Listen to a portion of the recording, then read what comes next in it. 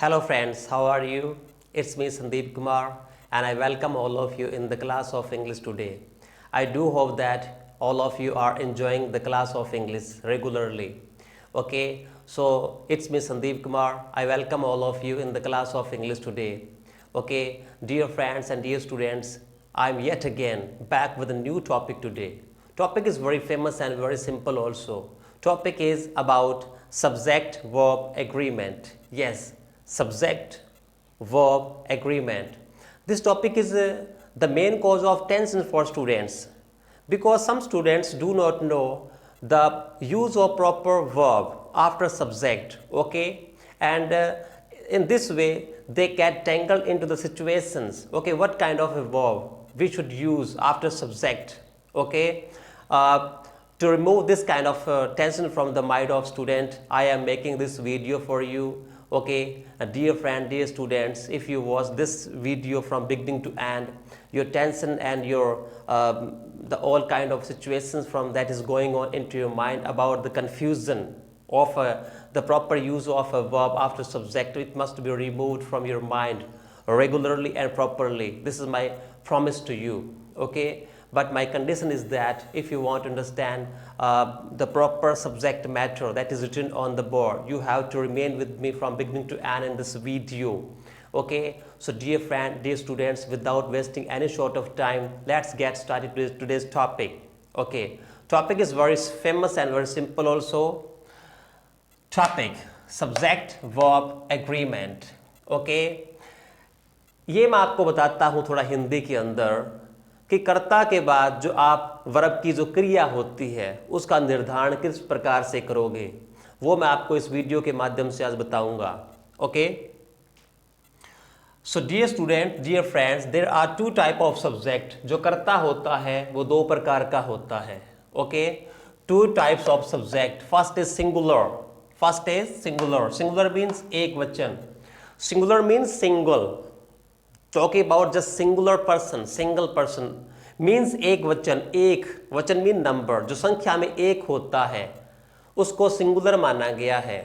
And dear friends, in the number of counting, जो गिनती होती है काउंटिंग वन को छोड़ करके जितने भी डिजिट बचते हैं काउंटिंग के अंदर वो किस में आते हैं, वो प्लूरल के अंदर आते हैं, सिंगुलर के अंदर नहीं आते.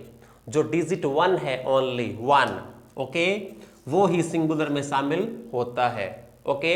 This is the first type of subject that I have explain before you, okay. Now I will talk about second type of subject, means plural subject. means plural, ये संख्या में एक नहीं ज़्यादा होते हैं, ठीक है. अब आप देखिए, मैं आपको समझाता हूँ ये सारी बातें. अगर हमारा सब्जेक्ट सिंगुलर है तो सिंगुलर सब्जेक्ट के बाद भी वर्ब सिंगुलर ही आएगी. इस बात को आप ध्यान से समझ लीजिए कि जो अगर हमारा सब्जेक्ट कर्ता सिंगुलर है, एक है, तो उसके बाद जो वर्ब आप लगाओगे, ठीक है, प्रेजेंट डेफिनेट के अंदर, ओके, वो सिंगुलर ही वर्ब आएगी, ओके. अगर हमारा सब्जेक्ट प्लूरल है तो उसके बाद आप जो वर्ब है वो प्लूरल ही लगाओगे. डियर स्टूडेंट्स, अब मैं आपको प्रेजेंट इंडेफिनेट टेंस के अंदर किस प्रकार से वर्ब का निर्धारण होता है कर्ता के बाद, सब्जेक्ट के बाद, ये सारी बातें आपको डिटेल में बताऊंगा, okay. I make an appeal for that you will stay with me from beginning to end in this video so that you can understand every subject matter that is on the board. So dear students, please look at the board please. In present indefinite tense means वर्तमान अनिश्चित काल के अंदर क्या होता है, जो हमारा अफर्मेटिव सेंटेंस होता है, सकारात्मक वाक्य होता है, सरल वाक्य होता है, साधारण वाक्य होता है, उसमें क्या होता है सब्जेक्ट के बाद वर्ब के साथ. देखिए आप सभी, देखिए, अगर हमने वर्ब की फर्स्ट फॉर्म के साथ एस या ईएस लगाना है तो पहली कंडीशन क्या है, हमारा सब्जेक्ट सिंगुलर होना चाहिए, ओके. और इंग्लिश के अंदर देखिए, ही, शी, इट और कोई सिंगुलर नाउन है, कोई एक वचन संज्ञा है, उसके बाद जो वर्ब आएगी उस वर्ब के साथ आपने एस या ईएस ऐड करना है, लगाना ही है, okay. This is the first rule of present indefinite tense, okay, and of affirmative sentence also, okay. Now look at the board please. अगर हमारा सब्जेक्ट ही है प्रेजेंट इंडेफिनेट के अंदर, सकारात्मक वाक्य के अंदर, तो उसके बाद जो वर्ब आएगी आपने एस या एस लगाना ही है। एग्जाम्पल देखिए आप सभी, ही रीड्स अ बुक, वह एक पुस्तक पढ़ता है। देखिए ही हमारा यहाँ पे सिंगुलर सब्जेक्ट है, रीड क्या है वो आपकी फर्स्ट फॉर्म है, ऐसा आपने ऐड कर दिया, क्योंकि देखिए हमारा जो ही है ये सब्जेक्ट है, ये सिंगुलर सब्जेक्ट है, इसलिए हमने जो वर्ब जो रीड आई है उसके साथ हमने एस यूज किया है। ओके, अब आप एक और एग्जांपल ले लीजिए, सी सिंग्स अ सॉन्ग। देखिए सी ये सिंगुलर सब्जेक्ट है, यहाँ पे सिंग वर्ब की फर्स्ट फॉर्म है, एस आपने ऐड कर दिया।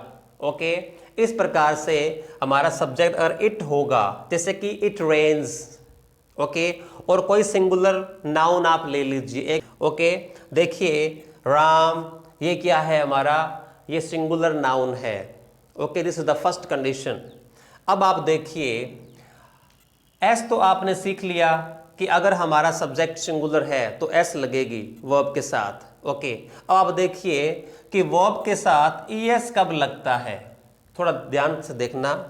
अगर हमारी क्रिया जो वर्ब है उसके अंतिम अक्षर, अंतिम जो लेटर्स हैं वो O, C H, S H, double S आए, तो आपने ईएस लगाना है।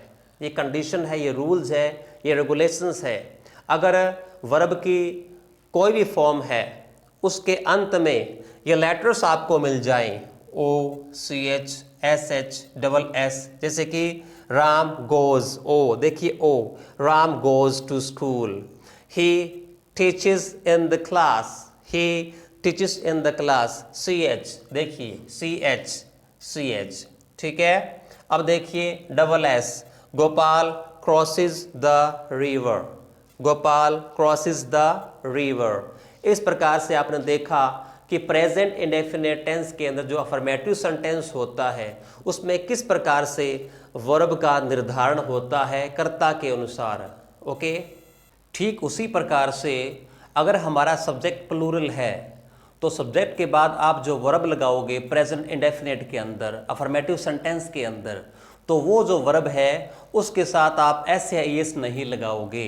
ओके, अगर हमारा सब्जेक्ट प्लूरल है, एक से अनेक है, तो आप वर्ब की फर्स्ट फॉर्म ही ऐड करोगे। ठीक है, तो आप सभी बोर्ड की तरफ देखिए ताकि आप बहुत अधिक अच्छे तरीके से समझ जाओ इस बात को जो मैं आपको बताने जा रहा हूं। So please look at the board please. Okay, अगर हमारा सब्जेक्ट अफर्मेटिव सेंटेंस में देखो आप सभी, आई है, यू, वी, दे, और प्लूरल नाउन है, मतलब बहुवचन संज्ञा है, तो आप वर्ब की फर्स्ट फॉर्म लगाओगे। जो वर्ब की फर्स्ट फॉर्म है उसके साथ आप एस या एस नहीं ऐड करोगे। ओके, अब आप देखिए एग्जांपल लेते हैं हम कुछ, जैसे कि आई, देखो I read a book, you talk to me, okay, we watch TV, okay, they play football. इस प्रकार आपने देखा कि अगर हमारा सब्जेक्ट प्लूरल है तो वर्ब की फर्स्ट फॉर्म उसके बाद आप ऐड कर दोगे, उसके साथ एस या एस नहीं लगाओगे। अंडरस्टैंड? अब मैं आपको नेगेटिव सेंटेंस के बारे में बताऊंगा, तो आप सही बोर्ड की तरफ ध्यान से देखिए। नेगेटिव सेंटेंस के अंदर क्या होता है, हमारी दो सहायक क्रियाएं होती है, हेल्पिंग वर्ब्स होती है। कौन कौन सी? एक होती है डू और दूसरा क्या होती है does. Do and does, there are two helping verbs in present indefinite tense, in affirmative sentence or and in negative sentence you can say that. okay, अगर हमारा सब्जेक्ट सिंगुलर है, ठीक है, तो सब्जेक्ट सिंगुलर होने के कारण आपने सहायक क्रिया डज यूज करनी है, न कि डू। जैसे कि आप देखिए ही, शी, इट, और कोई सिंगुलर नाउन है जैसे राम, श्याम, सीता, गीता, मोहन एटस्ट्रा, उसके जस्ट बाद जो सहायक क्रिया आएगी वो आपने डज ऐड करनी है, न कि डू। ओके, उसी प्रकार अगर हमारा सब्जेक्ट प्लूरल है, जैसे कि कोई भी आप बहुवचन कर्ता आप ले लीजिए, उसके जस्ट बाद आपने डू ऐड करना है सहायक क्रिया के रूप में, जैसे कि आई, यू, वी, दे, और कोई प्लूरल नाउन जैसे cows, daughters, ओके इस प्रकार से कोई भी अगर प्लूरल नाउन है, बहुवचन संज्ञा है, तो उसके बाद आप just helping verb do add करोगे, ना कि डज। तो आइए कुछ एग्जाम्पल लेते हैं ताकि आप बहुत ही अच्छे तरीके से समझ जाओ। जैसे कि देखिए ही को हमने यहाँ पे सिंगुलर सब्जेक्ट मानना है, ओके। तो देखिए he does not play in the ground. He, क्योंकि ही सिंगुलर है, सब्जेक्ट है हमारा, इसलिए हमने डज यूज किया है, ना कि डू। उसी प्रकार देखिए आप सभी, you do not obey your teacher. देखिए यू, क्योंकि यू प्लूरल सब्जेक्ट है, इसलिए हमने यहाँ पे हेल्पिंग वर्ब डू यूज की है, न कि does. So my dear friends, you have understood that about subject verb agreement. Simple thing is that if our subject is singular, you will add singular verb. If our subject is plural, means बहुवचन, तो उसके बाद आप just verb की first form ही आपने add करनी है, उसके साथ SES नहीं लगाना है, ठीक है। तो मैं आपसे उम्मीद करता हूँ कि आज की क्लास आपके लिए बहुउपयोगी साबित होगी, ठीक है। और जो समस्या है आपकी कि सब्जेक्ट के बाद हम कौन सी वर्ब की फॉर्म यूज़ करें, उससे आपने बहुत कुछ सीखा हुआ इस क्लास से। मैं आपसे उम्मीद करता हूं कि आप लंबे समय तक मुझसे जुड़े रहोगे और मैं आपके लिए डेली ऐसे वीडियोस बनाता रहूँगा जो आपके लाइफ में बहुत ही काम आने वाले हैं, ठीक है। तो इन शब्दों के साथ मैं आपसे विदा चाहता हूँ। Up next I will come with new video and with new topic, so thank you very much for that.